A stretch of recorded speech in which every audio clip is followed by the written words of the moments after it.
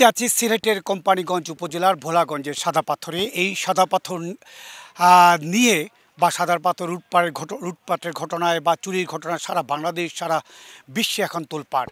সেই অবস্থায় আজকে নতুন জেলা প্রশাসক কাজে যোগ দিয়েছেন মোহাম্মদ সারোয়ার আলম। তিনি যোগদান করার পরেই সকালে তিনি কিছু আনুষ্ঠানিকতা শেষ করে এই মুহূর্তে সাদা পাথর এলাকা পরিদর্শনে এসেছেন। সাদা পাথর পর্যটন কেন্দ্র সহ বিভিন্ন এলাকা তিনি ঘুরে ঘুরে দেখছেন সাদা পাথর পর্যটন কেন্দ্র, এবং তিনি বলেছেন সিলেটের যেই অবস্থা, সেই অবস্থা তিনি ফিরিয়ে আনবেন এবং পর্যটন খাত কিংবা প্রাকৃতিক সৌন্দর্য যাতে করে বিঘ্নিত না হয় সেদিকে এখানে তিনি সবসময় সচেতন থাকবেন। এবং তিনি বলেছেন, আমরা সাংবাদিকদের সাথে সকালে মত বিনিময় করেছেন, তিনি এই মুহূর্তে আছেন সাদা পাথরের এলাকা। তিনি সকালেই বলেছেন প্রথমেই ওনার কাজ হচ্ছে গিয়ে সাদা পাথর পরিদর্শন, এবং তিনি সাদা পাথর পরিদর্শন করছেন। এবং এই সাদা পাথরের নিয়ে বেশ কিছুদিন ধরে, বিশেষ করে 13 তারিখ রাতে বিকেলবেলা একটা সিদ্ধান্ত হয়েছে সন্ধ্যার সময়, সেই সিদ্ধান্তের আলোকে 5 দফা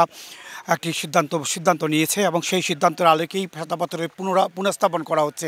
বিভিন্ন জায়গায় যে পাথরগুলো চুরি হয়েছে সেই পাথরগুলো নিয়ে পুনঃস্থাপন করা হচ্ছে। আপনি দেখতে পাচ্ছেন এই যে পাথরগুলো রাখা হয়েছে এগুলো পুনঃস্থাপন করা পাথর।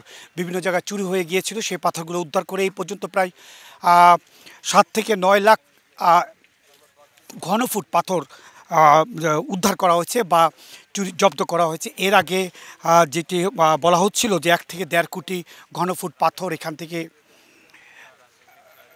চুরি হয়েছে বা লুট হয়েছে। এবং গতকালকে যে তদন্ত কমিটি হয়েছিল জেলা প্রশাসকের নির্দেশে, সেই তদন্ত কমিটি গতকালকে তদন্ত কমিটির রিপোর্ট পেশ করেছেন গতকালকে, এবং গতকালকে রিপোর্ট পেশ করার পরে এখন পর্যন্ত সেই কোনো কার্যকর পদক্ষেপ বা তদন্ত কমিটির রিপোর্টে কী আছে সেটা আমরা জানি না। তবে 10টি নির্দেশনা দেওয়া হয়েছে, 137 জনকে অভিযুক্ত করা হয়েছে।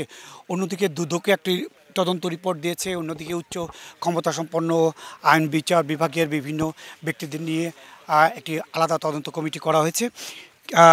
এই পরিপ্রেক্ষিতে সিলেটের জেলা প্রশাসক মোহাম্মদ শের মাহবুব মুরাদকে প্রত্যাহার করে নেওয়া হয়েছে এবং ওএসডি করা হয়েছে। তারপরে মোহাম্মদ সারোয়ার আলম, যিনি বাংলাদেশের আলোচিত ব্যক্তি, র্যাবের ম্যাজিস্ট্রেট থাকাকালীন তিনি বেশ কিছু অভিযান করেছেন এবং বেশ কিছু বড় বড় অনিয়ম এবং দুর্নীতির তিনি তদন্ত করেছেন বা দুর্নীতি উৎপাটন করেছেন, তাকেই দেওয়া হয়েছে। এবং তিনি আজকে সকালেই দায়িত্ব নিয়েছেন। সকালে দায়িত্ব নেওয়ার পর তিনি কিছু আনুষ্ঠানিকতা শেষ করেছেন, একটা মিটিং শেষ করে তিনি আমাদের সাথে কথা বলেছেন, এবং তিনি বলেছেন যে অতীতের মতো সিলেটে যতদিন আছেন তিনি, যতদিন সিলেটের প্রাকৃতিক সৌন্দর্য এবং সিলেটের পর্যটন কেন্দ্রগুলো যাতে কোনো বিঘ্নিত না হয় সেদিকে তিনি চেষ্টা করবেন।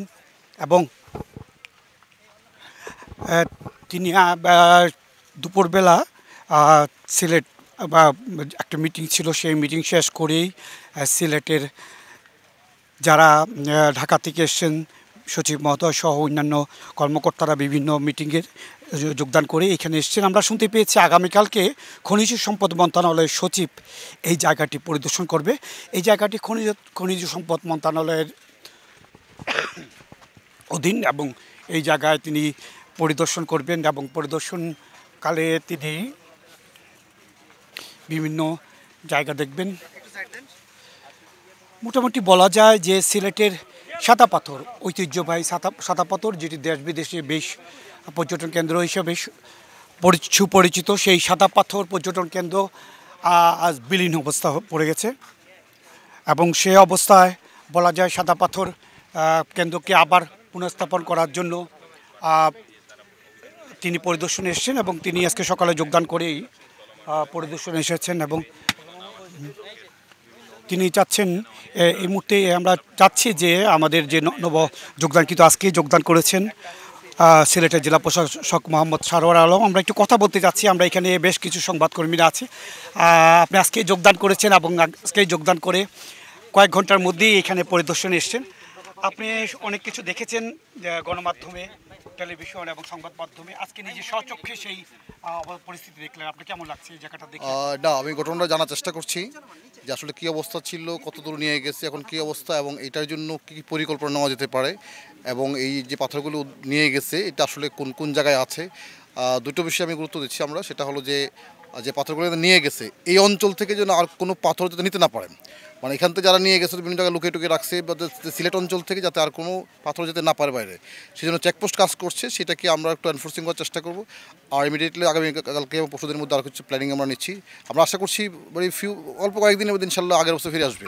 আমরা একটু আগে অ্যাসেসমেন্ট করে নিই, আমরা একটু করে নেওয়ার পর ইনশাল্লাহ আমরা আশা করছি যে খুব দ্রুত সময় আগের অবস্থা ফিরে আসবে। মাননীয় জেলা প্রশাসক, ভেজাল বিরোধী অভিযানের দেশে আপনাদের অনেক সুনাম রয়েছে। এই মুহূর্তে পাথরের নগরী সিলেটে আসছেন, পাথরের জেলাতে। আমরা দেখেছি যে বিগত দিনের জেলা প্রশাসন, উপজেলা প্রশাসন যে অভিযানগুলো করেছে, সেখানে 10-15 হাজার 20,000 টাকার মধ্যে জরিমানা করে দিয়ে যেত, কিন্তু লুটপাট হতো কোটি টাকার পাথর।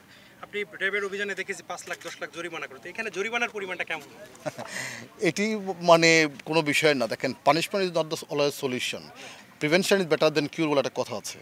তো আমরা দেখি কী করা, যদি এখানে পানিশমেন্ট প্রয়োজন হয় তাহলে প্রচলিত যে আইন আছে সেই আইন মোতাবেক হবে, যে যতটুকু অপরাধ করবে সেই অনুযায়ী হবে। সেটা জেলও হতে পারে, বড় ধরনের শাস্তি হতে পারে, জরিমানা হতে পারে, যারা বেশি অপরাধ করবে তারা সেরকম হবে। এটা সুতরাং এইটা দেখতে হবে যে অপরাধের মাত্রা কতটুকু। তো আমরা দেখছি যে আসলে এটা কী করা যায়, মানে পুরো জিনিসটা আমরা অ্যাসেসমেন্ট করছি। অ্যাসেসমেন্ট করে প্রথম এটা হলো যে এখানে আসলে পাথরগুলি এখন বিভিন্ন জায়গায় লুকিয়ে নিয়ে গেছে চুরি করে, এইটাকে আমরা উদ্ধার করা, এবং পাশাপাশি হচ্ছে যারা এই কাজটা করেছে তাদেরকে শাস্তির আওতায় আনা। আমরা সেক্ষেত্রে একটি তদন্ত কমিটির রিপোর্ট গতকালকে দিয়েছেন তদন্ত কমিটির প্রধান। আপনার সেই রিপোর্টে বেশ কিছুকে অভিযুক্ত করা হয়েছে, তাদের বিরুদ্ধে কোনো ব্যবস্থা নেওয়ার কার্যক্রম কবে থেকে শুরু করবে? তদন্ত কমিটির রিপোর্টের বিষয়ে আমার এই মুহূর্তে কিছু বলার নেই, কারণ এটি বিভিন্ন তদন্ত করেছে। সেটা হচ্ছে তদন্ত রিপোর্ট যারা করেছে সেটা যথাযথ কর্তৃপক্ষ জমা দেওয়া হয়েছে। সুতরাং এটা কর্তৃপক্ষ সিদ্ধান্ত নেবেন যে আসলে এখানে কার দায় ছিল, কী বিষয় এটা। আমি একজন জেলা প্রশাসক, আমার দায়িত্ব হলো যে এটাকে দুটো বিষয়, একটা হলো যে এখানে যে পাথরগুলো চুরি হয়ে গেছে ইমিডিয়েটলি সেটাকে রিস্টোর করা, এবং সেকেন্ডলি হচ্ছে এখানে কারা কারা ইনভলভ হতে কী ব্যবস্থা নেওয়া যায়, আর থার্ড হচ্ছে ভবিষ্যতে এই ধরনের ঘটনা না ঘটে সেটার জন্য কী প্রিভেন্টিভ মেজার নেওয়া যায়, স্থায়ীভাবে সলিউশন কী করা যায় এটা, এবং যারা এই কাজটি করছেন তারা কেন করছেন সেটাকে আইডেন্টিফাই করা। আমি দেখি একটু সময় আমাকে দেন, আমরা চেষ্টা করি ইনশাআল্লাহ। একটা বিষয়, শেষ বিষয়, সেটা হচ্ছে যে আসলে যা প্রতিরোধের কথা আসলেই বলা হয় যে স্থানীয় প্রশাসনের উপর দায় সবচেয়ে বেশি পড়ে। বলা হয় যে তারা যদি আসলে সতর্ক থাকতেন, যথাযথ পদক্ষেপ নেন, তাহলে এই পরিণতি আসলে সাদা পাথর হতো না। সেক্ষেত্রে স্থানীয় প্রশাসনের ক্ষেত্রে কী ধরনের বার্তা থাকবে আপনার? না, এটা আমরা দেখি একটু আগে অ্যাসেসমেন্টটা করি, আইডেন্টিফাই করি যে আসলে কোথায় উইকনেস আছে এবং কোথায় আমাদের কাজ করার সুযোগ ছিল, বা কোথায় সুযোগ আছে, বা কোথায় আমাদের সুযোগ তৈরি করতে হবে, বা কোথায় আমাদের কি এনফোর্সমেন্ট করতে হবে, বা কোথায় আসলে আমাদের স্ট্রেংথেনিং করতে হবে, সেটা আমরা একটু অ্যাসেসমেন্ট করে নিই, সেই অনুযায়ী ব্যবস্থা নেব। একটু সময় আমাদেরকে দেন, আমরা আশা করছি এটা একটা স্থায়ী সলিউশন হবে ইনশাআল্লাহ। মাননীয় জেলা প্রশাসক, সবশেষে আমার একটা প্রশ্ন। আপনি অনেক চ্যালেঞ্জ নিয়েছেন এবং আমরা ফেসবুক, সামাজিক যোগাযোগ বিভিন্ন জায়গায় দেখি যে এরকম কঠিন কাজ যারা করতে চায় তাদের উপর অনেক চ্যালেঞ্জ আসে, অনেক চাপ আসে। সেরকম কোনো চাপ আপনি অনুভব করছেন কিনা, বা কতটুকু চ্যালেঞ্জ মনে করেন এই সাদা পাথর বা সিলেটকে আবার কোনোরূপে ফিরিয়ে আনতে? না, এখানে দুটো বিষয়। এখানে যে কোনো কাজে একটা চ্যালেঞ্জ থাকবে, এটা খুব সাধারণ বিষয়, কিন্তু সবচেয়ে বড় বিষয় হচ্ছে জনতার যে শক্তি, মানুষের যে শক্তি, এটা হলো বড় বিষয়। যে এই যে আজকে সারা দেশব্যাপী যে একটা গণ সচেতনতা বা গণপ্রতিরোধ গড়ে উঠছে, কেন? কারণ মানুষজন সবাই এটাকে কিন্তু মারাত্মক করে নিয়েছে যে এই কাজটা অন্যায় করেছে, এবং সরকার নিয়েছে। সুতরাং এই যে সরকার এবং জনগণ যখন পাশাপাশি থাকে, তখন এই শক্তির কাছে কিন্তু কোনো গোষ্ঠীগত কোনো শক্তির কোনো পাত্তাই থাকে না। সুতরাং এইটা হলো বড় বিষয়, কারণ এখানকার যেটা হলো যে বেশি হয়তো যে কাজটি করছে হয়তো মুষ্টিমেয় কিছু লোকজন করেছে, কিন্তু বৃহত্তর জনগোষ্ঠী তারা কিন্তু সব এটা এগেনস্টে, সবসময় এগেনস্টে, সরকারের এগেনস্টে। তো আমরা দেখি এটা কি করা যায়, আমরা আশা করছি ইনশাআল্লাহ এটা সলিউশন হবে। সুযোগ সুবিধা উন্নয়নের আসলে একটু পরিকল্পনা নিশ্চয়ই থাকবে, যেহেতু এটা নতুন করে আবার রিফর্ম হচ্ছে। হ্যাঁ, না এটা না এটা দেখি, মানে উন্নয়ন তো একদিনের বিষয় না, এটা একটা পরিকল্পনার বিষয় আছে, স্থানীয় জনগণ অংশগ্রহণ বিষয় আছে, মানে সক্ষমতার বিষয় আছে। দেখি আমরা আসলে কী করা যায়। যে আমরা আশা করছি যে হয়তো সব সমস্যা হয়তো একদিনে সমাধান করে ফেলা যাবে না, বাট একটা সময়ের সাথে হয়তো আমরা আশা করছি যে সমাধান করা সম্ভব। শুনছিলেন সিলেটের জেলা প্রশাসক সারোয়ার আলম বলছিলেন যে এই সিলেটের আর কোনো পাথর লুট কিংবা অবৈধভাবে উত্তোলন করতে দেওয়া হবে না, এবং সেই ব্যাপারে প্রশাসনের পক্ষ থেকে ভূমিকা নেওয়া হবে, এবং সাদা পাথর সহ যে পর্যটন কেন্দ্রগুলো আছে সেই পর্যটন কেন্দ্রগুলো যেন স্থায়ী রূপ পায় এবং পর্যটক বান্ধব হয়ে উঠে, সেই ব্যাপারেই তিনি সচেষ্ট থাকবেন। মোটামুটি এই ছিল সিলেটের জেলা প্রশাসক মোহাম্মদ সারোয়ার আলম আজকে যোগদান করার পরপরই সাদা পাথর পরিদর্শনে এসে তার সবশেষ খবর।